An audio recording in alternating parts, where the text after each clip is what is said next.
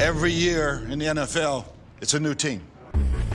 As far as goals go, we have one. Oh, that's so sad. Putting a fucking ring on our finger. Welcome to the Buccaneers Observer Podcast. This is Ralph Phillips. I'm Molly Bay. Today is April 19th, 2022. That's it. That's all I got for the intro. That's all we got. Nothing witty and spectacular. No. So how you doing, Molly? Long time no hear. I know. Fantastic. Thank you, Ralph. How are you? We got Molly a new microphone. It lights up, and she was like, "Oh, I want this microphone." So we got it, and you can't even see it on the video. I know. It's blocking.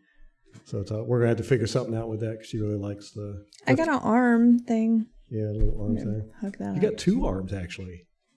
I do. Lift it up so I can see the. My arm. Yes, kidding. Lift your arm up. Ooh, it changes colors. Somehow we could adjust that to get. We're gonna try and get red and pewter and orange. Ralph is trying darn to. Right Molly we is not trying to. All right, we got a lot of news for you today. A lot's been happening. And I didn't realize it had been so long since we did a podcast. Yes. That's on me, guys. That's on her. We did have spring break. Our daughter ended up getting an allergic reaction. We don't know what from. We think a plant. And her face just blew up. And it was horrible. So sad. For a week. Yeah. Take her to the doctor and all that good stuff. Fun stuff. If you got kids, you know what we're talking about here. It's always something, man. Always something. All right. Let's see. We have a ton of news that we got to cover. Last podcast we did was the 31st of March. So we've got all of April's news to cover. Let's just get to it. Okay. And that was when a BA announced that he was stepping away. Yeah, that was the last thing we talked about. So that's the last thing that we've talked about. Oof. It's taken a while to process that, guys. Yes. So we've got quite a bit to cover. We'll start with this. The Bucs have signed safety Keanu Neal. But most of this stuff everybody already knows, but we'll just touch on it and give our thoughts on it. Now, Keanu Neal, he was drafted 17th overall by the Falcons in 2016. He played 5 years for the Falcons. Now, I went through all my notes, and, I've watched a lot of Falcons all 22, analyzed it, and his name didn't pop up once. And I don't really usually pay attention to the opposing team as much as I do our team, but if a player stands out to me, I do write them down and do a little write-up on them and stuff. And he never really stood out to me, I guess. He is the guy that one of Mike Evans' best catch. It was back in, I want to say it was 2016, did that one-handed catch on the sideline. But it was Keanu Neal that come in and just clobbered him. It was like on the highlight reels. It was like the best catch of the year. So. Huh. Well, he's a safety, right? Yes. But I think that they're going to kind of move him, or he might be kind of a money backer, right? Well, he was with Dan Quinn at Atlanta. Dan Quinn drafted him. He's Dan Quinn's guy. Dan Quinn went to the Cowboys as defensive coordinator, and Keanu Neal went there too in last year, and he played linebacker. Okay. I think he was number 42 or something. Okay. He had a number in the 40s. He was, I can't remember his number at Atlanta. That's horrible. Anyhow, he's played in 14 games, but only started 5 last year. Mm-hmm. He's been kind of injury prone. He only played 1 game in 2018 and 3 games in 2019. He's only started all 16 games 1 year, and that was 2017. But he did make the Pro Bowl that year. And for being a first-round draft pick. Right. Right? Is that what you said? Yes. 17th. Overall. Not the production that you expect. Yeah, but we got him kind for... of reminds me of Mark Barron. Oh. But we got him for a good deal, right? It's pretty team-friendly. Yeah, it's like 1 year, $1 million or something. Yeah. So, I mean, you can't really beat it. And he's at a point in his career where he kind of needs to prove it. We don't need him. Like, he's more of a depth guy, right? Molly just come out and said, we don't need you. I mean, we need the depth, but we don't need starters. Am I right? Or am I wrong? Am I wrong? I guess. I mean, we've got Mike Edwards back there, and I mean, he's not a Jordan Whitehead replacement, right? No, that's going to be Logan Ryan. Okay. Which we'll get to him in a second, right? Or did we already cover him? I think we already covered him. I think so. Yeah, he was one of the early ones. Okay. Yes. Keanu Neal is going to be playing in number 22. That's the number he had at Atlanta. He played 42. He was number 42 last year with Dallas. How dare they give Doug Martin's number away? Is that Doug Martin, 22? 22, yeah. I should know that. I got the picture of him right here beside my desk. Horrible. I know. Well, no, I mean, it's such a revolving door. The numbers? Can't remember everybody, yeah. Yeah. And plus, I mean, like, think about how many players on our team have switched numbers. We had that. Mm-hmm. Yeah, when the secondary they allowed this stupid number change last year. Oh, yeah. It was horrible. Just went crazy in our team. They just went nuts. Quite a few guys that did it. Yeah. Not a big fan of it. Me neither. Buccaneers have re-signed quarterback Blaine Gabbert. So it would be a quarterback battle this year in training camp, huh? I guess so. Like, who's number 2? And who's number 3? He was going to fight Brady for the job. Starting to. Yeah, he's definitely fighting for number 2, him and Kyle Trask. But it looks like our quarterback room is full. We got Tom Brady's back, of course, Kyle Trask. Gabbert re-signed, and we signed Ryan Griffin back on. So he'll probably be on the practice squad again for his 300th year. I know. Gotta earn a paycheck somehow. Gotta do it. We re-signed Pat O'Connor. Okay. I was wondering about this one, and I kind of felt like maybe they were waiting for his injury to see how much he had healed. Kind of the sense I got. We had a lot of guys. Levante David came out, and he was put on IR at the end of the year last year, and then he came back for the playoffs, and he said he was about 60% because he had a severe Liz Frank injury, and it looks like he's going to be okay. Tristan Wirfs is not going to do surgery. Neither Levante or Tristan Wirfs are doing surgery, so they should be good to go by the start of the year. We had so many injuries last year, but that brings me to our coach, Maral Javardafar. Did I say her name? Javardafar? I don't know. Did you try? Was that you trying, or are you trying to be funny? Yeah, no, I don't know. She has been promoted to Director of Rehabilitation and Performance. Now, previously she was an assistant. What was she? I don't know. Oh, this is horrible. Strength and conditioning. I think she did rehab, but anyhow, she's been moved up, and that's a position that they created for her. Yeah, but it's not a coaching position; it's director. I found that interesting. We've got 2 coaches on our staff. We got Coach Lori Locust. She is the assistant defensive line coach. She's known Bruce Arians for like 30, 40 years. Back when he was coach at Temple, she actually played at Temple. She was a player doing something. And her she's husband played in women's leagues. Yeah. So we've got 2 female coaches. We've had 4 black head coaches. We've got male cheerleaders. We're winning the diversity war, man. Tampa Bay's got it down. We got it all. There's got to be a trophy for that, right? They should give us one. They'll come up with one, I'm sure. But we had a lot of injuries last year, and I'd love to do this. Do a breakdown and see if injuries have gotten worse or less, or the recovery's better or whatever, because now all these teams have these huge medical staffs. I mean, they've got huge departments dedicated to injury and rehabilitation and all that good stuff, as part of the staff now. And is it helping? I mean, nobody really talks about that. And I'd like to know, because to me it seems like guys get hurt more than they used to. Right, but you have more people who are there to watch and detect injuries. Right. Better equipment for detecting injuries. people to rehabilitate them. And everybody's so injury aware or injury. What's the word? They've got their feelers out. You know, anytime, you know, it used to be a thing. You played through injury. You were tough. You know, football, that's what football was all about. You know, I say this all the time, but go watch North Dallas 40. You'll see how football was when I was growing up. You know, totally different. Even watching Man in the Arena.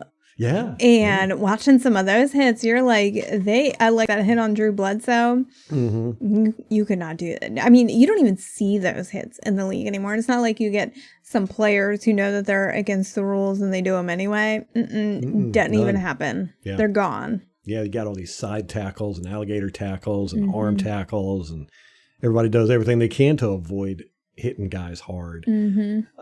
But yeah, that Man in the Arena was great for that. You know, seeing Vrabel and McGinnis and Rodney Harrison, all those guys. I mean, those guys would take your head off. Oh my gosh. Okay, a sidebar real quick. Rodney Harrison, is he like? What is his secret? Like, he hasn't aged a day. Yeah. He looks exactly the same. He's like McGinnis sacrificing virgins. I know. And Vrabel's all gray. Yeah. Steve Grable. No. Yeah, he bathes in the blood of babies or something. I want his formula. You would do it too, wouldn't you? Maybe. I mean, I'd think about it. Yeah, so are injuries getting better? Are guys not as tough? What I don't know. To me, it seems like the players get injured more now. I mean, you always expect a guy to be out at least 4 or 5 weeks. You know, one guy, there's always going to be, at some point, you know, when you play fantasy football, you're like, okay, I got to get this guy's back up because he's going to be out for 4 or 5 weeks, no matter who it is. It's rare if guys play a full season now, especially now with it's going to 17 games. Guys are definitely going to be taking a couple weeks off with injuries. But it just seems to me that we're more, you know, injuries have gotten worse. You know, guys are out. I don't know. I'd love to see like a legitimate study on that. I think that the NFL is emphasizing injuries. I think that they're more, you know, after the CTE stuff and being accused of knowing about the complications from concussions and ignoring it. I think that they're probably as a culture trying to change that. Yes. Well, they tried to get them like they did with big tobacco, you know, where they were like, oh, you know, it was addictive. And I mean, that was the whole thing with big tobacco, is they kind of hid that they knew it was addictive, which is funny because I just read a study. I said it to Molly the other day that they were like, scientists can't figure out why some people smoke and don't get cancer. And apparently it's a lot of people that smoke and don't get cancer. And what they came up with is if you smoke a lot, your body builds a resistance to it, apparently, and you don't get cancer. It was the strangest thing. I was like, wait a minute, why didn't they say this back in the 90s when they were pounding the tobacco companies? You know? It's like, oh, hey, some of you probably need to smoke more and you won't get cancer. Right. You always hear like moderation. Everything in moderation. You'll be fine. Right, but this study was like, no, smoke more. Yeah, exactly. Yeah. Well, this study, it was like the heavy smokers and then the real light smokers, like they were fine, but it was the people in the middle who were more prone to the cancer. Right. Very weird. And hardly anybody smokes anymore, is it? You would think lung cancer would be a thing of the past for the most part, but it's not. It's weird. It's all weird. It's hard to trust anything out there. But I don't know. You know, we got all these staff people. And like I said, Coach Maral Javadafar has been moved into Director of Rehabilitation and Performance. Now, that's a new position. It wasn't there. It was created specifically for her to move into. Is this going to help? Because last year, I mean, we just got destroyed by injuries last year. You know. We have for the past few years, I feel like. Well, our Super Bowl year, we were pretty healthy going into the playoffs. You know, we got Vita back, and you know, we had our starters were on the field for the Super Bowl for the most part.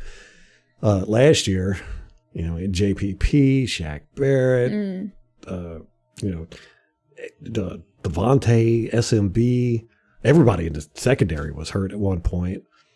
We had Tristan Wirfs was out during the playoffs with that ankle. So, I mean, with the exception of like JPP and Levante and Shaq, like those are all the young guys that you just said. Like the whole secondary.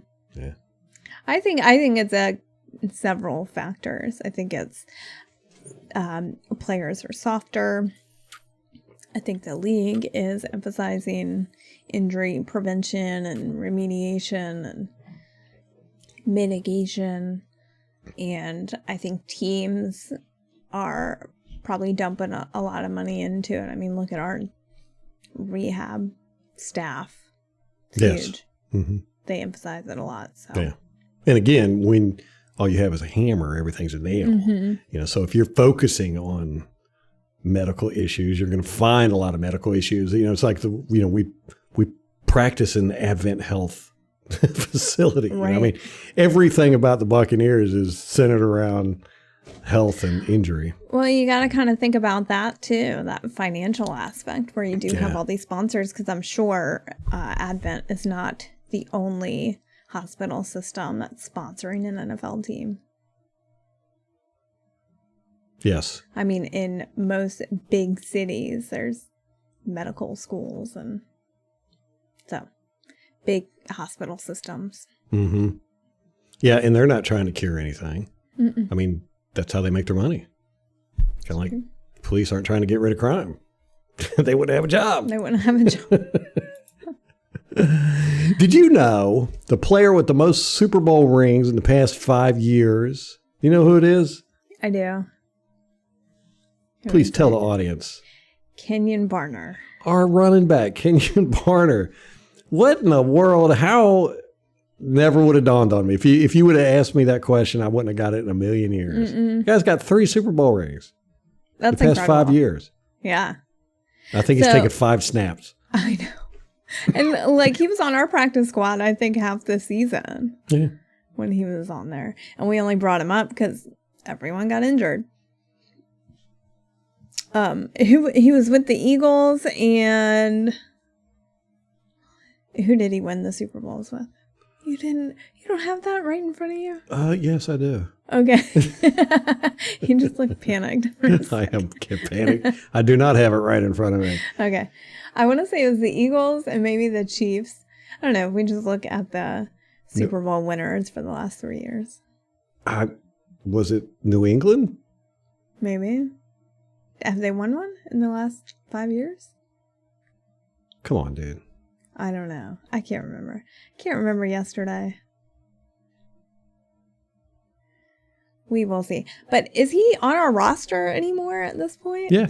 Oh, he is. Mm-hmm. Okay. Yeah, our running back stable's full right now. Is it? Yeah. Pretty sure. Well, they probably need people at camp. Oh, right yeah. now, We'll because they're having OTAs right now. Yeah. So they at least need some bodies. And they want guys competing because I don't know. I mean, we had Keyshawn Vaughn and one other, I can't remember who it was, under contract. And that was like it. But we got Lenny back. We got Bernard back. Not bad. And then, the depth. Like Kenyon Barner. Who else? Keyshawn Vaughn's still back there. Ugh. I hope he really shows up this year. Did you find it, Ralph? I've got Philadelphia. The only other team I see is who won 2018 Super Bowl. It would be New England Patriots. Yes, that was the New England Patriots. Okay. He was there half the year, apparently the good half. He was with Carolina to start the year. He must that's a great gig. You just stay in shape. You don't play the whole first half of the season. You're just ready. And that's your draw. Yeah. And then you get called up, you get a job, and you go get a ring. It's a pretty sweet gig. I ain't mad about it. I know. Guy's got some experience winning Super Bowls. Yeah. That's always a good thing. Yeah, absolutely. So we've got Russell Gage, Keanu Neal, and Logan Ryan. They've all got their numbers for this year. Russell Gage, he's going to wear an entirely new number, which is going to be number 17. He's going to be number 17. Ooh, that's Justin Watson's old number. Justin Watson. I cannot believe he would take Justin Watson's number. You're still salty about the Gerald McCoy kerfuffle. Actually, it's funny because it's so ridiculous. It is. It is. Everybody's kind of forgotten about that, haven't they? The suit just came in. Forgot about that number 93, didn't we? Took it and never looked back. Mm-hmm. Oh, my goodness. Yeah, he used to be number 83 when he was with Atlanta. So be on the lookout for number 17 out there. Keanu Neal, he's going to return to number 22. Like I said, he was 22 at Atlanta, went to the Giants. He was 42. And then he's going to to Dallas, and now he's back with us at 22. Logan Ryan, he normally wore number 96 during his time at New England and Tennessee before wearing number 23 the past 2 seasons with the Giants. Uh-oh. So he's going back to 26. Okay. 23 is already taken. 26 is Andrew Adams. And we haven't signed him. Right. So if he comes back, he's going to have to get a new number. Yep, he got dibs. Yeah, and 23 is Sean Murphy-Bunting. Ugh, it is so, those first few games were like rough when we've got new players and the players switch their numbers. It's a little tough. Yeah, because Sean Murphy-Bunting used to be number 26. Oh, he was? Yeah. I couldn't remember. I know. I knew he switched it, and then Carlton Davis, didn't he switch his? I feel like this time, as soon as the players get their numbers, that's like the end of history. Like, I completely erase whatever happened before that. Like, oh, they've always been number 24. Yeah, well, watching a lot of game film, that's what I look at is the numbers. And so when they switch, it always throws me. It's hard. It's difficult. Yeah, but you look at a lot of other things too, like what they have, their accessories. Mm-hmm. You like the accessories. Yeah, well, they all wear different stuff. The tendon bands, the way they wear someone will put their towels, tucked into their hip. Some in the back, some on the side. Some of them will wear weird shoes or gloves or one glove. Or sometimes we'll be watching film and you're like, okay, watch SMB, and I'm like, where is he? I can't see him. And you're like, oh, that's this guy. You can't tell the number at all. Mm-hmm. It's just you with their accessories. You just know how they look. Yeah, and you get to the point where you can tell just how they stand. Mm-hmm. That's I could do that with most players after they've been here for a while. I could just look at if they're on the defensive line, the way they put their hands in the ground, or if they're a cornerback, the way they stand at the line, or back. You get a sense for guys just from watching them, and their body language and all that good stuff. Carlton Davis used to be number 33. Yeah, that's what he started with. And then Whitehead. Wait, who was it? Yeah, Whitehead came in, took 33. Okay. And Carlton Davis moved to 24. SMB used to be 26. He moved to 23. It's just so ridiculous. It is ridiculous. It's hard to keep up with. So that's why I'm glad these guys are coming in and they're not taking anybody's number. Mm-hmm. Keeps it simple for me. Yeah, that's what's important. They try to keep it simple for you, Ralph. Tom Brady's going to be teaming up with Aaron Rodgers in a golfing tournament. It's called The Match. This is held by the Time Warner Group, Turner Sports. It's a golf exhibition. There are no professional golfers on this thing. Not this year. This is the first year. They've done this 6 years, and this is the first year it's no professional golfers. Now, who they're going to be playing against is Patrick Mahomes and Josh Allen. The Young Bucks. The Young Bucks from the AFC going up against the old graybeards in NFC. Brady's done this 3 times. This is his 3rd time. And this will be Aaron Rodgers' 2nd. So Aaron played last year, and there was that meme of the golfers they were playing with. Or one of them gave the other one the stink eye, and it became a meme. It was like a whole thing. Don't remember that. That's going to be June 1st at the Wynn Golf Club in Las Vegas. I'm going to make sure to be there. Yeah. What if they'll have it on TV? Nothing you love more than watching golf. Paint dry. Baseball, Grass basketball, grow. they're all about the same. I'll probably get some mess for that. Baseball, and basketball, I love playing them. Can't stand to watch them. They're just so slow. Mm-hmm. Well, basketball is just back and forth. But I don't know. They're not near as exciting as watching them as they are playing them. An exciting sport to watch, hockey. Man, those guys never stop. It's hard to keep up with hockey because that puck moves so fast. And before you know it, it's at the other end of the rink. Yes, and it's hard to see because when when it's on their sticks or whatever, it's black and it just blends in and it moves so fast. That's actually what got me into it. Fox Sports got the contract with the NHL back in the early 90s, and they highlighted the puck. They had this little highlight around it, and it made it really easy to see. So it was really easy to follow, and I got into the rules and all that good stuff. Now I can follow it because I watched it for so long. But I thought that was a pretty good idea. Worked for me. That's a good idea. Yeah. That would be helpful. I haven't watched hockey for 20 years. It's a shame. Need to get back into it.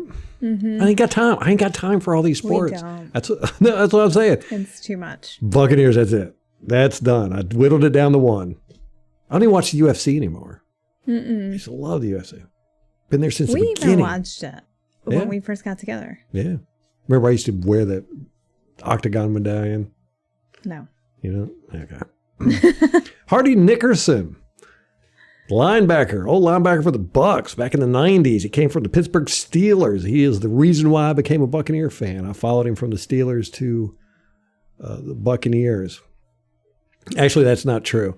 He came to the Buccaneers when they were wearing the Sherbert colors, and I just couldn't do it. Because, the Buccaneers have always been a horrible team. Them and Green Bay were the jokes when I was growing up watching football.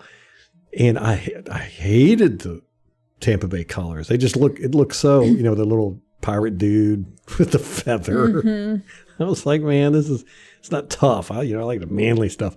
And Hardy Nickerson came. I loved Hardy Nickerson, and he went to the Tampa Bay Buccaneers. And I was like, oh man, I just cannot root for the Tampa Bay Buccaneers. Sorry. And then they changed their uniforms the next year, and it's my favorite colors, red and black. And they had that skull with the swords, and I was like, oh, this is so awesome. And, they had Hardy Nickerson, so I was like, okay, I'm going to start rooting for this team. I was never a team guy. I was always a player guy. And then, man, it was like 1996, 97. It was just the Buccaneers, they were just awesome. John Lynch, Warren Sapp, Warwick Dunn, Derek Brooks. Oh, my gosh. Mike Allstott. You couldn't help but fall in love with that team. And I did. The perfect time. You had perfect timing. Yeah, it was perfect timing. Everything went right. And anyhow, Hardy Nickerson, he coached here under Lovie Smith. He was linebackers coach under Lovie Smith. I forgot about that. Yeah. Again, block that whole era out. Yeah. And then after Lovie Smith was fired, he went with Lovie Smith to Illinois.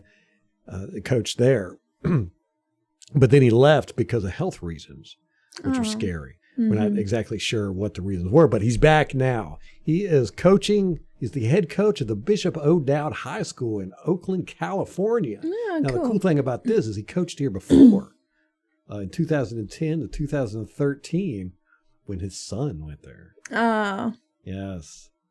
His son is now a linebacker in the NFL. Yeah. Yeah. Okay, I did know that. He's mainly a backup.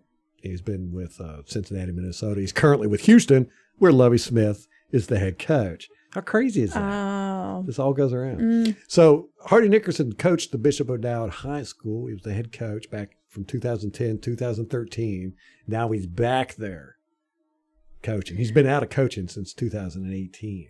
So I like seeing these guys go to high school. I think it's fun. How cool would it be to be coached by an former NFL player? What an incredible experience. How much could you learn from somebody like that? We just watched that movie with Sean Payton. It's on Disney Plus about Sean Payton. when he got suspended for Cheatgate, whatever it was called, Bountygate. And he was out for a year. And so he went and he coached his son's high school football team, right? Was it high school? Yeah. Movie's not that great. It's kind of meh, you know. But Ralph has high standards. Yeah, I do. It's definitely for kids. It's definitely a kid movie. But it was very interesting because that's how I felt too. I was like, man, could you imagine? I know. You got a Super Bowl winning coach coming in, coaching your high school team. Drew Brees' head coach. Yeah. Like, how incredible. Yeah, and they ended up doing pretty good. Didn't they go to the championship or something? I think at least state. Can't remember. But yeah, it was quite intimidating for his son. But Peyton coached the offensive. He was the offensive coordinator. He wasn't the head coach. So that's pretty funny. Yeah. Don't know how much of it was true. I'm sure a lot of it was made up for entertainment purposes. But yeah, that would just be, I like to see it too. I like to see these guys who have all this experience go back, because a lot of these guys are really about molding men. You know, Hardy Nickerson's like that. Lovie Smith was like that. BA's like BA's like that. You know, they're like, this isn't a job. This is, you know, we are crafting community leaders. Tony Dungy. You know, he was that was his number one thing. He didn't care about winning and losing. He wanted to make good men. You know, he had these guys going to church, doing community events. I mean, Warren Sapp and all these guys. He had these guys, you know, he's like, no, what's more, he said the team is the most important thing, not the individual, and family and community. Faith, family, community, I think I can't remember. But he had these guys going to church, going and doing charity work, and it was just saying these guys, and it worked. You know, he crafted some good men. Yeah. Well, and I love to see it with young men like that, like high schoolers. It's such an important time for them. Yes. And just have someone that can help mold you and, you know, teach you to be a man. Love it. Yes. Yeah, we definitely need more of that. More of that in society. All right. So let me see. We've covered that. Gronkowski has mentioned that he's not ready to come back and play yet. He told TMZ, he said, I played 11 years. It's not like you wake up after a game and you feel amazing. It's a beating. You get hit every single play, which he does. You know, he's blocking or doing something every single play. And when he catches the ball, it takes multiple guys to take him down. I know. That's what I was going to say. He's so hard to tackle. And so, you know, there's 2-3 guys on him to bring him down. You feel every single one of them, I'm sure. Yeah, they come flying in too on him. Remember that last year it was the Rams, wasn't it? Where he got hit in the ribs while he was extended. Wasn't that Ramsey? Punctured his lung. Yeah. And then he got hit that I was so mad about. He got hit in the head in the back of the end zone. Yeah, in the back of the end zone after the play. Oh, yeah. Man, I was furious about that. Yeah. And that was Ramsey. I don't think it was Ramsey. It was. Ramsey's number 5. I think this was 20. Okay. So anyhow, Gronkowski says, he continued on, he said, so if I'm not all in to do that, then I'm not going to put myself out there in that situation. But if I'm feeling that, I want to go knock my head around, you know, put my body on the line. If I feel like doing that again, miss that, I would certainly sign another contract. So he's saying he's not ready to commit right now. He said, right now, I'm not going to go back out on the field. I'm not ready to commit to the game of football right now. That's what he said. He's just trying to miss OTAs. Yes. He's coming back. There's no doubt about it. He's partying right now. I have seen so many videos of him. He's just partying. That's what he does. He parties. Yeah. You know, he's out there enjoying life, man. He is not wanting to come back to OTAs and off-season workouts and weightlifting, and he don't need it. He could be out there with a beer gut, out of shape, haven't stretched. Which that's crazy to me that he does not have to do anything. I mean, I'm sure he's doing something to maintain. But well, how much of that is a character that he's putting on, or how much is it real? Because like he talks with Tom Brady, he's like, yeah, I don't really pay attention to the playbook. I just get out there and Tom Brady tells me what to do. You know, and you can see it during the play call. Sometimes you'll see Tom Brady look right at Gronkowski and tell him what to do. He'll point We'll tell him, and it works. Okay. This is another one of those arguments like Bill Belichick and Tom Brady. Which one was it? Tom Brady and Gronk. Like, would Gronk be what he is without Tom Brady? Right. I don't know. Good. That's a good question.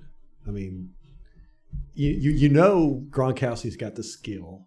He's a big, strong guy, great blocker.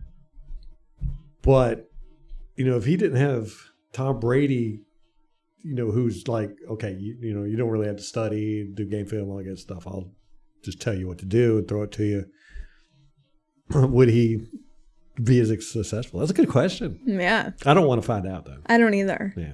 Well, we were close to finding out when it was rumored he was going to the Bills before Tom Brady was coming back. In another universe, we might have found out the answer to that question. That's right. Gronkowski did say that if he does come back to play, he is definitely playing for the Buccaneers. Okay. So it's almost a guarantee. Either we get him or no one gets him, which him. I'm fine with that. Yeah. But it does kind of, what the hell do we do with our drafting strategy then? Like, if we're going to lose Gronk, I would want to see them draft a tight end like early to replace him. Yeah. And that's so good, if you don't know whether he's coming back, can they do that though? Like, can he tell the coaching staff or the front office, like, hey, I'm coming back, but not until after camp or whatever? Can they say that? I would think so. Say, hey, look, I'm coming back. I just don't want to make it official right now. Yeah. Just have a contract ready for me when I get back. I don't know. I would think so. But then again, as a coach, would you want to trust that? I know. What if they change their mind? Then you're screwed. Yeah, because we're kind of short on tight ends now. Yeah, we got Cambrate and McElroy. I think are the only two under contract. Yeah. And, tight ends, there's a steep drop-off on talent. There's there's 5-6 in the league who are like elite, and then the rest of them are mediocre. Yeah. So I concur. But then again, we got O.J. Howard, drafted him in the first round. Yeah. And, draft position does not. It's true. You got to put the effort in there. My point being, maybe we're not good at evaluating tight ends. Well, that was Lovie Smith, right? Yes. That was before Bruce Arians, which, Bruce Arians uses, gosh, what is our team going to do this year? I mean, Bruce Arians is not going to be there as a coach. How different are they going to do it? Are they going to be different? But anyhow, Bruce Arians never really used tight ends a lot. Now, he uses them for blocking. He uses everybody for blocking. The wide receivers have to block, the tight ends have to block, the running backs have to block. He's a big blocking guy. So, O.J. Howard was just not a blocker, and so he didn't fit in. Now, I think O.J. Howard is going to do good if they just put him in a run and catch role, because he did great under Cutter, and if he can stay healthy. Like how they run, isn't it Dawson? Is that their Dawson tight Knox? end? Yes. Yeah. But he's a good blocker too, though. Oh. Yeah. See, BA makes them earn snaps with blocking. Both the running backs and the tight ends. You got to block if you want to have the opportunity for catches. And I think OJ was never willing to make that. No, he didn't like it. Yeah. Well, and plus, we put him out there on special teams. He didn't like that at all. There's quite a few times I pointed out in the Tiffy videos where he would just kind of stand there, let guys run around him. Well, there's a real simple solution to that. Yeah, we did it. Be better. Yeah. I was going to say cut him. Yeah. Let's let him go. I mean, no, on his part. If he didn't want to be on special teams, right, yeah. Start playing better. I'm sure he felt like because Gronkowski was there, he was never going to get the starting job, and he just didn't want to, put himself out there. I mean, probably not get the starting job, but he was listed. I mean, we had 2 starting tight ends on the roster listed, and he was the other one. Right. So, I mean, the opportunity was there. I think he just was too much of a brat Diva. to take advantage of it. Yeah. Yes, I concur. It's a shame. I wish it would have worked out. Yeah. Justin Evans, you remember him? I do. Yeah. I don't He has want to. signed with the Saints. which is Ooh. fantastic. Okay, so Malcolm Jenkins announced his retirement this offseason. So they have some holes in their secondary, and their solution is Justin Evans. Justin Evans. Is that what I'm hearing? Apparently. I don't know if they're getting him as, rotational guy, backup, whatever. Well, they but probably got him dirt cheap. now, he's not on the team anymore, so I'm going to talk shit about him. Worst performance I've ever seen on the field ever was Justin Evans in 2018, week 4 against the Bears. We lost that game 48-10, or 10-48, because we were at Chicago. And the vast majority of it was because of Justin Evans. The guy was totally lost out there. I've never seen anything like it on tape. He was just totally lost. He had no idea what he was doing. And why would you keep somebody on the field like that when it's clear that they're struggling? Wasn't that Mike Smith? I think that was one of the games that I do believe Mike so. Mike Smith fired. Mike Smith. Smith. I do believe it was Mike Smith. But I don't care who the coach was. Yeah, they should have pulled him. Yeah. No doubt about that. The guy was just lost. He was running. Yeah, there was so much stuff. I'm just to this day, I'm like, what? I don't know. I don't know. I've seen players that I thought were drunk out there. Like Evan Dietrich Smith. Yes, Evan Dietrich falling Smith. on his head. I Just think fell that was forward. the same season. Oh man. Yeah. I don't know. That might have been with Lovey, because with Justin Evans, that one was Dirk Cutter's first. See, because he had to get rid of Mike Smith. That was Mike Smith's last season. Yeah. So that was under Cutter, Okay. right? 2018. I think so. I think you're right. Oh man. Yeah. So, yeah, but that was Mike Smith. So he didn't give a he had done. He was ready to go off in the sunset, and he did. Mike Smith did. Yeah, it was Dirk Cutter was the head coach in 2018. Yeah, Mike Smith did not care. He was, that was horrible to watch. But yeah, Justin Evans he should not have been on the field. They should have pulled him very quickly. But other than that, he did all right. But then he had that toe injury or whatever it was. He could never get back on the field with us.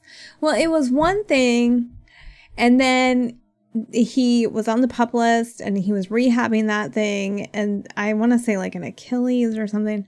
And then he appeared for training camp, and then they were like, oh, he's not ready to go. And then it turned into a toe injury, and it was just, he never got back on the field. Yeah, hold on. I'm looking It was a here. weird thing. Some weird stuff with him. We cut him, and I don't think he's played since then. No, I don't think he has. So he's been out of the league for 4 years? Is this right? No, because he did play under BA. He probably got cut in 2019.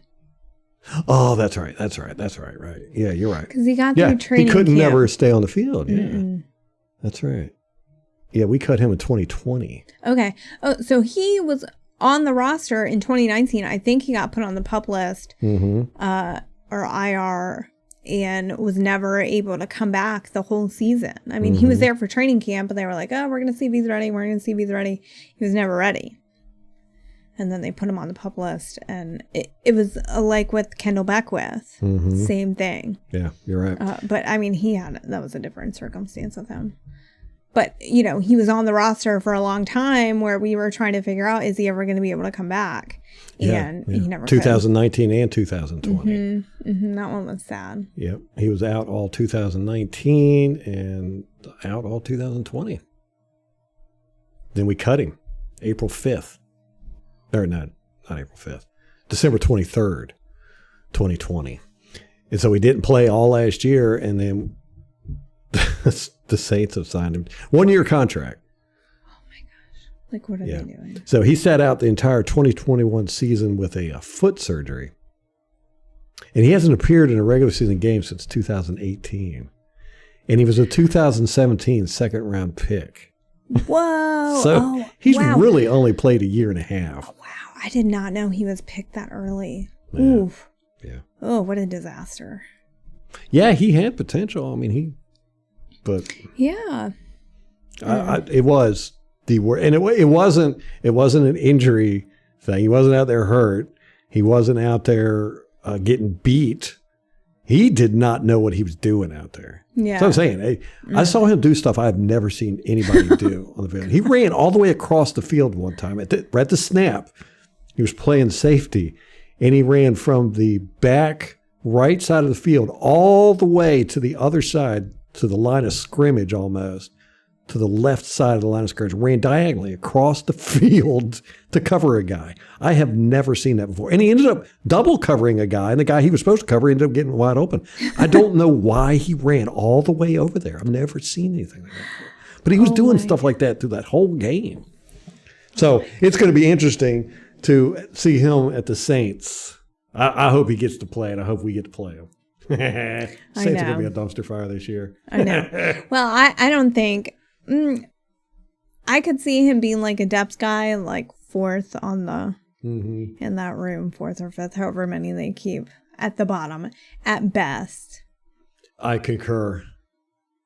But I'd like to see him get out on the field. I know. They'll rotate him in there. He'll get a couple snaps against us. But not only that, just the rest of their team is just going to be crap. Oh, my gosh. Well, we got Jameis Winston. He's probably going to be the quarterback, right? I don't know. Andy Dalton's right behind him. Oh, my God. Which he played Either well. one. Yeah.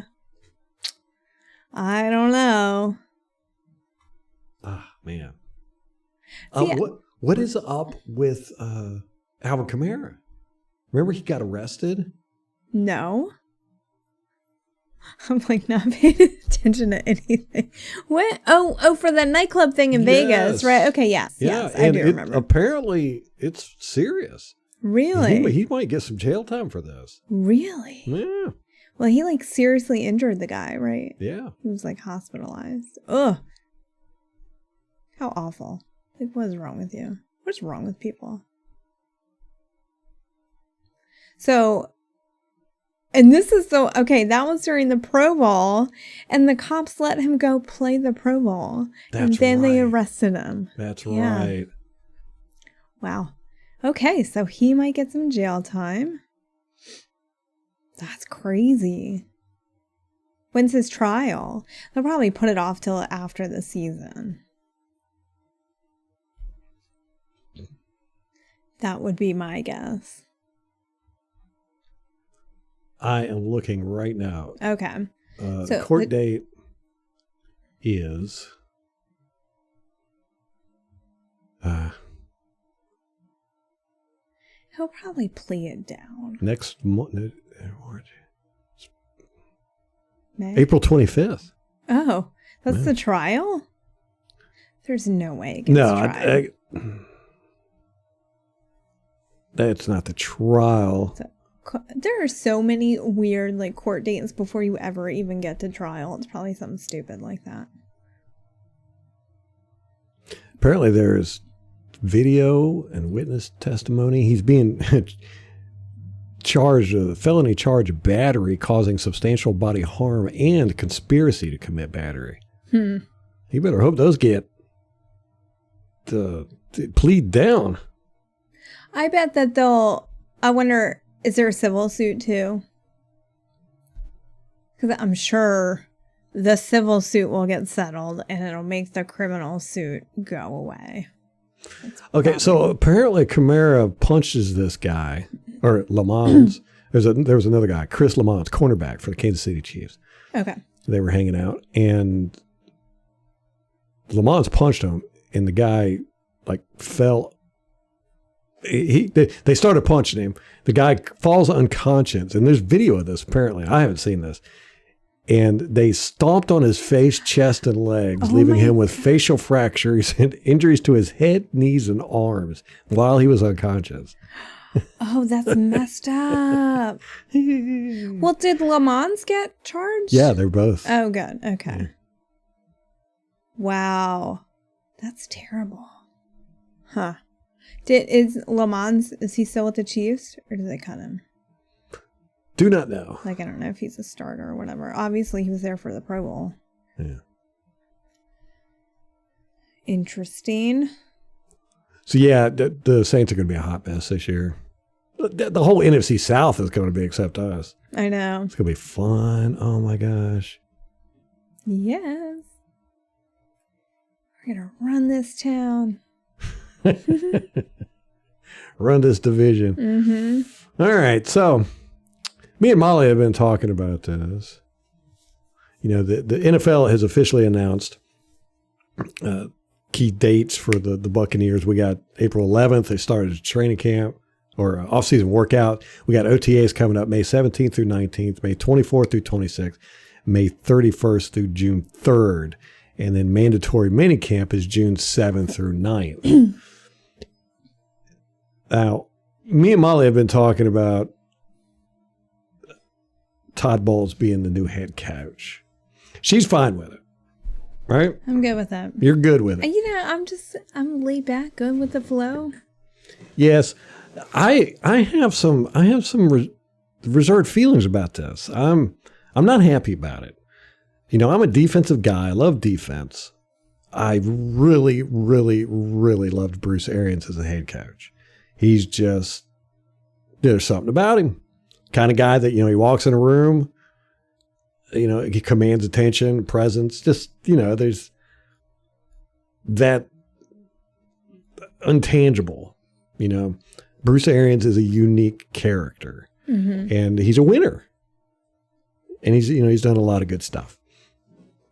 Now, I'm not saying that Todd Bowles is going to be horrible or anything, but something is not sitting right with me about this. I don't know what it is.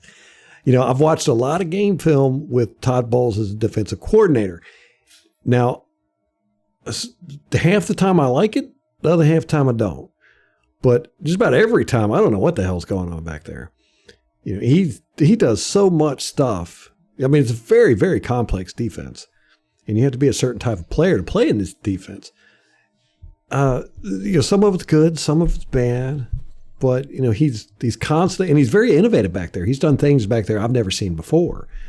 I still, you know, that whole where they line up 5 guys 10 yards down the field. It was just, never seen anything like that. And we did it quite frequently.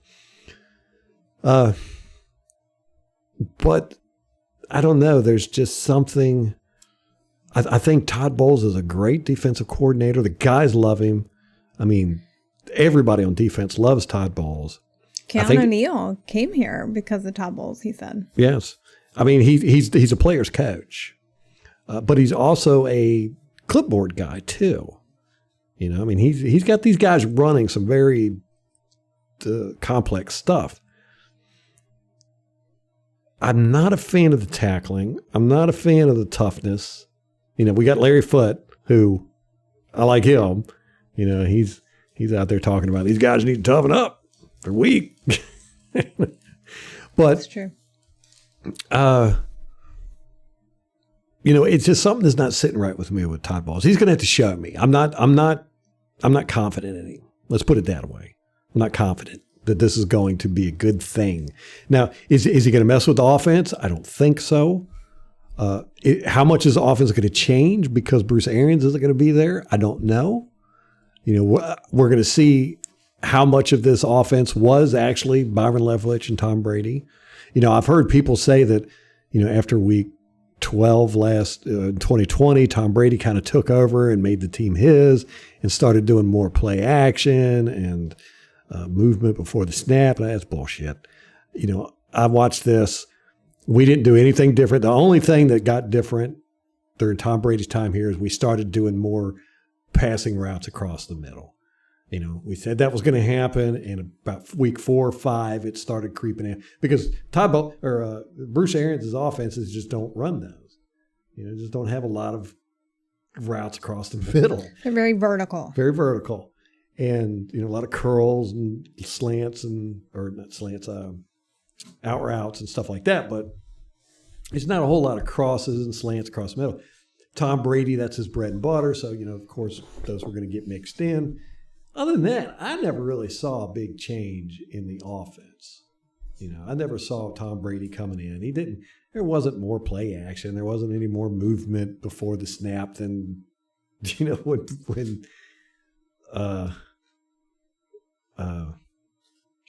Jameis Winston was here under Arians.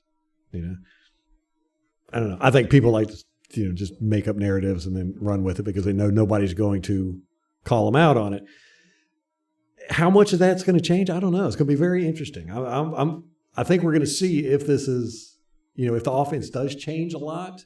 Like if we go to a more running offense, which I could see that happening. Bruce Arians is not a running guy. Mm-hmm. So we could say, okay, Bruce Arians did have a lot to say in offense previously. If they start running more, Todd Bowles is a guy, he likes to run. He's a defensive guy. He likes to run the ball. So we'll see, as that gets implemented more. And, Tom Brady, he likes to run. If he's got a good running back. And we got a good running back. So we'll see. But then again, it was rumored that Tom Brady was the one in charge of calling whether it was a run or a pass. Mm-hmm. No, we'll see. But I don't think Todd Bowles has the leadership that Bruce Arians did. But here's my biggest concern. Bruce Arians is loyal. He has never fired a coach, an assistant coach, a coordinator, nothing. In all of his years of coaching, he has never fired a coach. He refuses to do it. He says if they're not performing well, I'll just move them somewhere else. Todd Bowles does not have that. Todd Bowles will fire you quicker than shit. Todd Bowles went through 5 assistant coaches, including 3 on the defense. He had 4 offensive coordinators in 5 years at the Jets. 3 offensive coordinators in 4 years. This isn't Bowles' team either. These coaches were brought in by Arians. I don't think Todd Bowles is going to make any decisions as far as coaching now because it's kind of late in the season. But it's a big coaching staff. And I think he's friends with all these guys and everything. But, you want your guys in there. So, what's going to happen? Is there going to be some friction, with some of these coaches? Are there coaches that are going to upset because they didn't get the head coaching job? Are there guys that aren't going to like Todd Bowles' head coaching style? I just see that there could be some fallout from this that aren't going to be good for the team, And I like Bruce Arians' style of coaching where, he's like, he's loyal to a fault.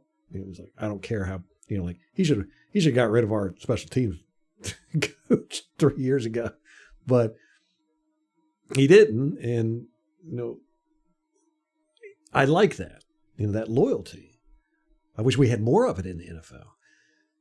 Todd Bowles doesn't have that. Todd Bowles is, he's quick to fire you. He's one of those coaches. And plus, Todd Bowles' record as a coach is not that great. Now, with the Jets, he went 10-6, and then he went 5-11, 5-11, 4-12. That's bad. He had 1 winning year in 2015 in his first year. But it's not only that. It's his whole coaching record. If you go all the way back, I've got it around here somewhere. Let me see.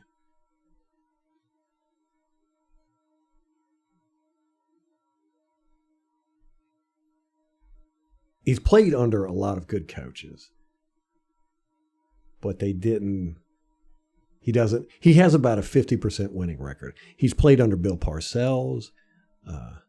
He's played under Andy Reid. And when he played under these guys, they didn't do good. My point with this being that he doesn't have that pedigree that players look at. When you come in and you try to tell a player, hey, do this, do that, if this player's been doing it for, 10 years this way, and you're trying to tell him to do it that way, he's immediately going to look at, well, what have you done? What is it so special about you that you can tell me to change the way I'm doing things. I've had success doing it this way. What is it that you're, and if you come in with a 50-50 record, they're going to be like, you're talking out the side of your mouth. You're average, Bruce Arians comes in, he's won multiple Super Bowls. He's got a, .65 winning record. He tells you something, you're going to go, yeah, I might not agree with it, but obviously the guy knows what he's talking about. So that's going to be missing. What do you think? Oh, are you going to let me interject now? Yeah, go ahead. Okay. All right. Several points. The loyalty issue. I think you're making a lot of assumptions here that this staff is BA's staff and not Todd Bowles' staff. I mean, some of these guys were with Todd Bowles. Like at the Jets, he had Casey Rogers. He also had Mike Caldwell, who has been with us but left this year for the Jags. So he did bring in some of his guys. Defensively? Yep. On the coaching staff. So right. So that leaves offense, right? Yeah. Okay, but I just don't see him even touching the offense. Why would you? To me, I just don't.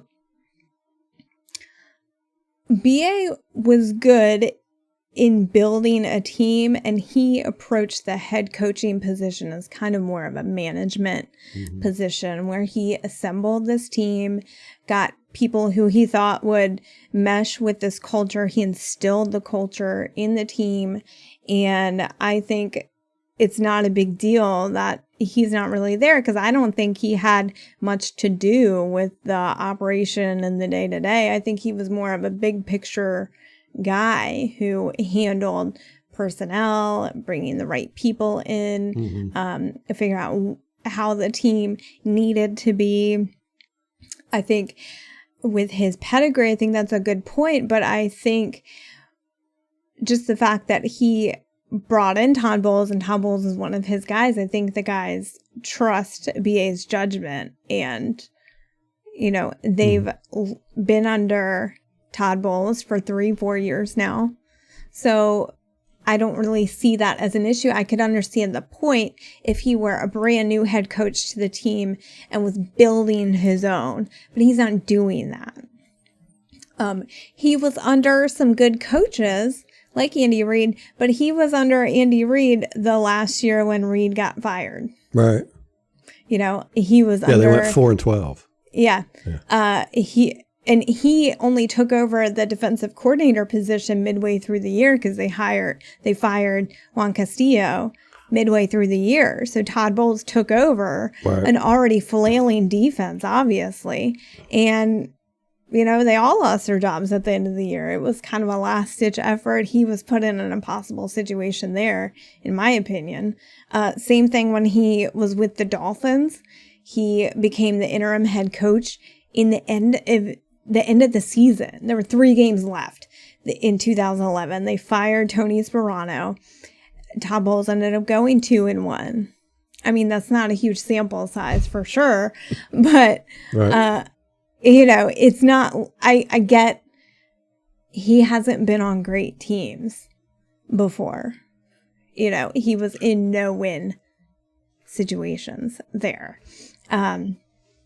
He was with BA in 2013 and 2014 in Arizona.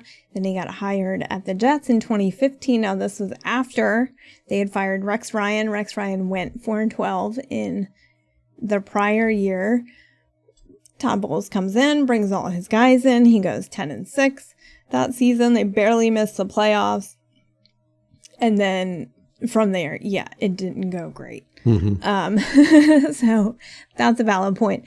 But I just think our culture is already instilled in the organization. Like he's not culture building. He's not even team building. And even if, he's the head coach now, BA, I feel like, is in the front office working with Jason Light. And I think the player acquisition is going to be exactly the same. I think BA is just taking over that portion of the team building.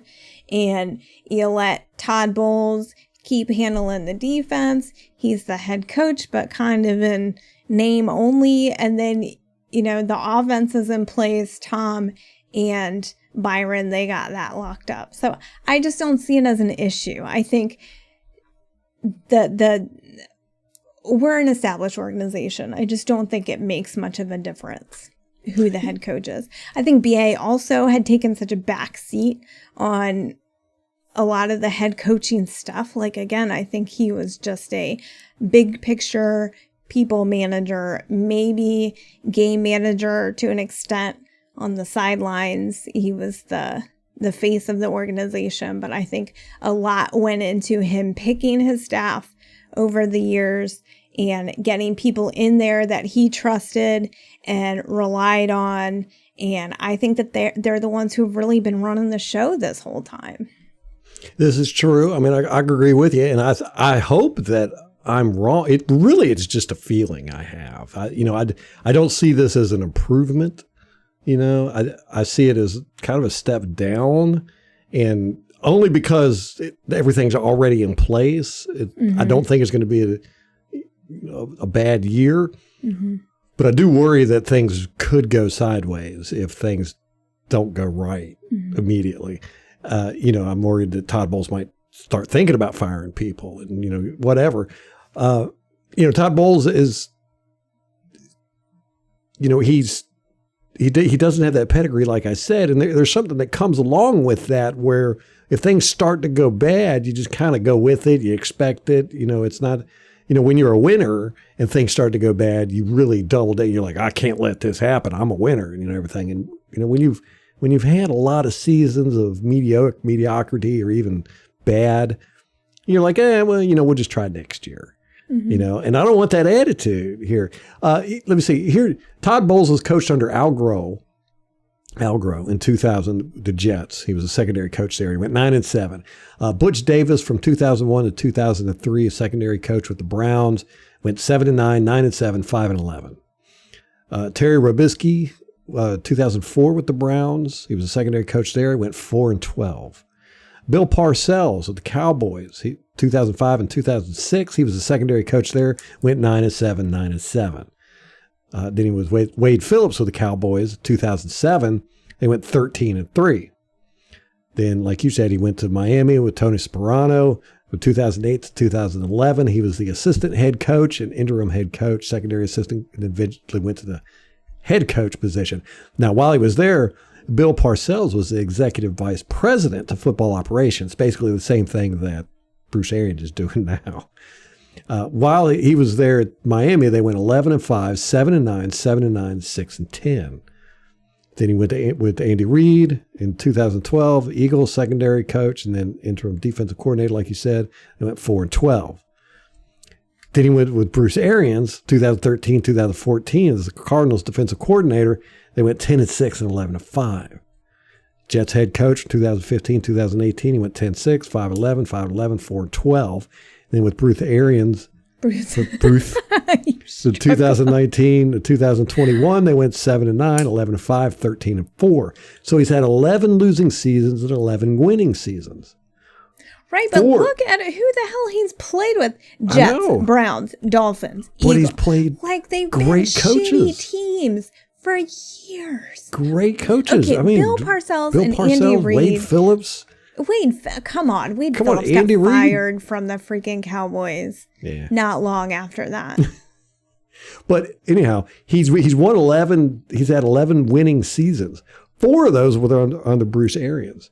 He only had 1 under himself, 1 under Tony Sperano, 1 under Wade Phillips, 1 under Butch Davis, and 1 under Al Groh. So Bruce Arians has really been the reason why he doesn't have a completely horrible record. Well, lucky for him. Bruce Arians that built this team and is still in the front office. Yeah. I don't know. I just, something me and Molly have been kind of talking about, and I just have kind of an icky feeling. I think that it's just I'm hoping I've just overblown it. Well, the whole thing's just weird from top to bottom. Yeah. It's been a weird off season for us, and it just feels like there hasn't been a whole lot of transparency. The Tom Brady retirement and then unretirement, and then immediately thereafter, BA stepping back. Like it just, there's something there that we don't know as fans. Right. You know? And so I don't know that we'll ever know. I don't know that it's a huge deal. But it makes you a little sus, I think. It's a little suspicious. Yeah, so now that I've thrown that out there, hopefully it will not affect the universe in any way. I know. Hopefully I don't make it happen. Ralph, when we started this podcast, our whole thing was to be positive. Yeah. Don't put negativity out in the world. I'm not trying to be negative. We were like the hype train when we were bad, and now that we're good, we're like, I don't know about this. We just can't be happy, can we? I know. You just got to be a contrarian. Like whatever's going on, you got to do the opposite. That is not true. When Bruce Arians was hired, I was thrilled to death. I was ecstatic. Okay, that's true. When we got Tom Brady, I was ecstatic. This, I was just like, oh, I don't know how I feel about this. I don't know. The guys love him, you know. And you know, but I've seen player coaches crash and burn so many times. Yeah, that's true. And but again, you know, he's a clipboard guy too. You know, I would probably feel better about this if I could look at our defense and go, those are some tough SOBs. But I don't feel that way. You know, we got some tough guys on there, but I don't feel it's a culture. You know, it doesn't seem like that's part of Bowles' thing. You know, he's not about being tough. You know, he's like, it's kind of do your job, you know, be where you're supposed to be, blah, blah, blah. You know, got more of a clipboard guy, a systems guy. You know, and I'd prefer that as a defensive coach, you know, to bring that more to the team. Yeah, but I just, like we talked about earlier, I don't think that's part of the NFL anymore. I know. So I don't know who you're going to get that from. Yeah. I agree with you. Yeah. 100%.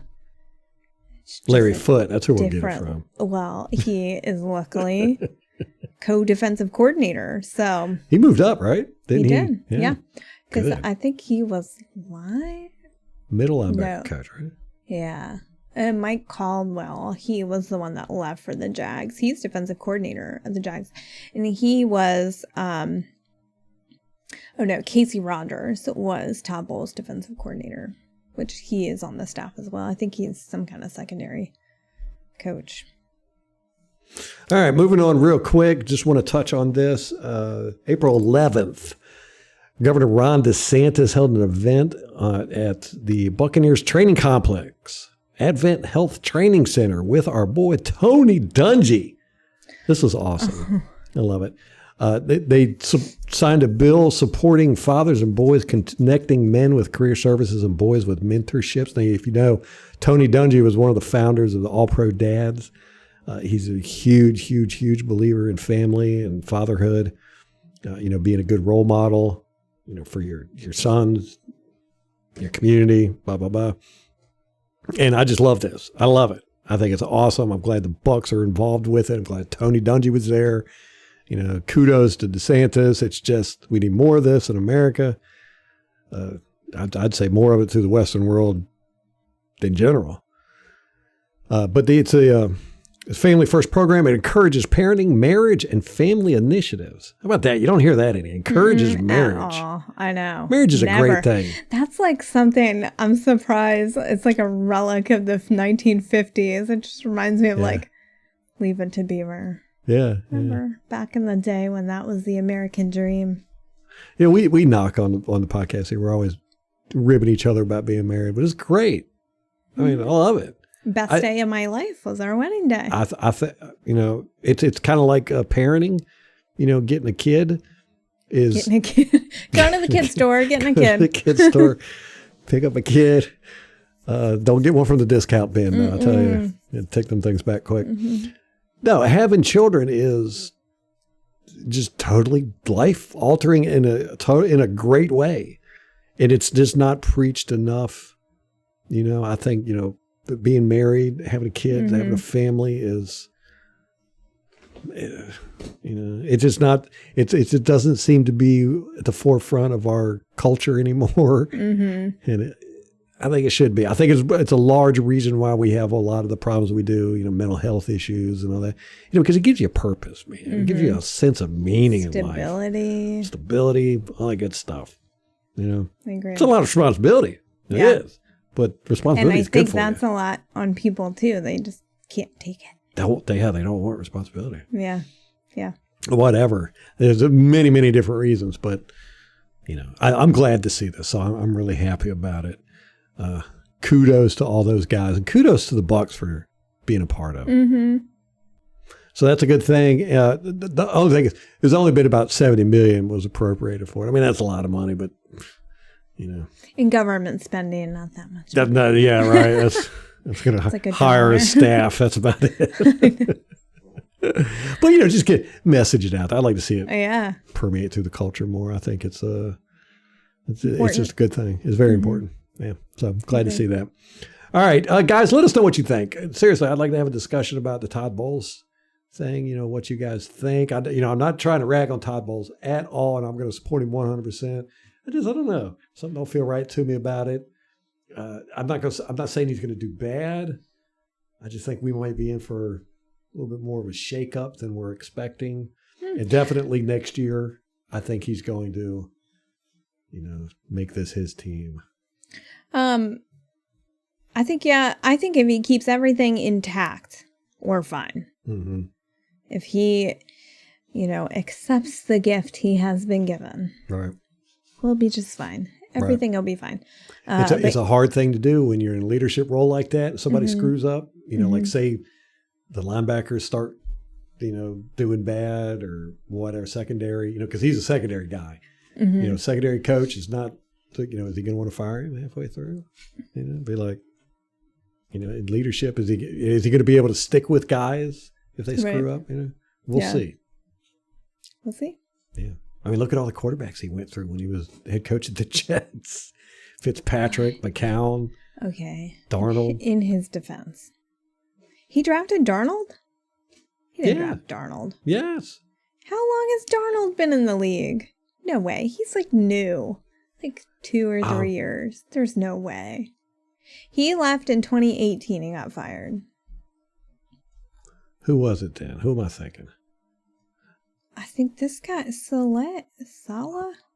No, 2018. That's when he was drafted by the Jets. Yeah, but I think that Todd Bowles was already fired then. No, he was. I think he got fired in January 2018. And then the draft is April. So I think it was after he got fired. Are you sure? Yeah. When did Todd Bowles get fired? 2018. Right.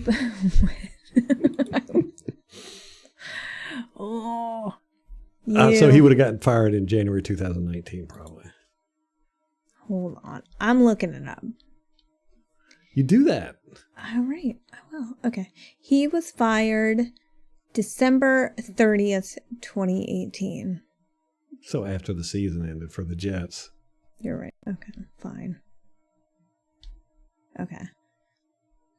So yeah. So, and Darnold was drafted in April of 2018. So that's before December 2018. Yeah, which you got to say, those quarterbacks, and there was one more in there too. I can't remember who it is. But he's not an offensive guy. You're having to make a lot of excuses for him. You do realize that. Who the hell was his GM? Why does his GM draft that? Well, come on. They're responsible for that. I think the head coach gets some say. But again, he's not doing that part of it, right? It's BA. I don't know. That's the thing. We don't know. Light. Yeah. We don't know. Bryce Petty, he had Bryce Petty as a quarterback too for a little bit. And Lack Edwards, who was that? Never heard of him. Oh my gosh. Yeah, it's Geno Smith. Fine. Geno Smith. Hey, listen, he just got re-signed by Seattle. Okay. Oh my goodness. Yeah. No one accused Todd Bowles of being an offensive-minded coach. Okay. All right. So there we go. There you have it. Guys, we got to get out of here. We got a starving kid here. Got a starving kid, and we have gone way too long. Hour and 20 minutes at this point. Okay. So let us know. Give us some feedback. What do you think about Todd Bowles as a head coach? And do you think that the season's going to go as good as it did last year, worse than it did last year, or better than it did last year? I'm talking about the record and playoff run and all that good stuff. I don't see how we don't make the playoffs and win the division. If we don't win the division and make the playoffs this year, we're in real trouble. Yeah. I mean, they better be firing some people. Seriously, I think we could start Blaine Gabbert and win the division this year. Seriously, I do. Oh my God. Please don't put that out in the universe. You need to go sacrifice a goat or something.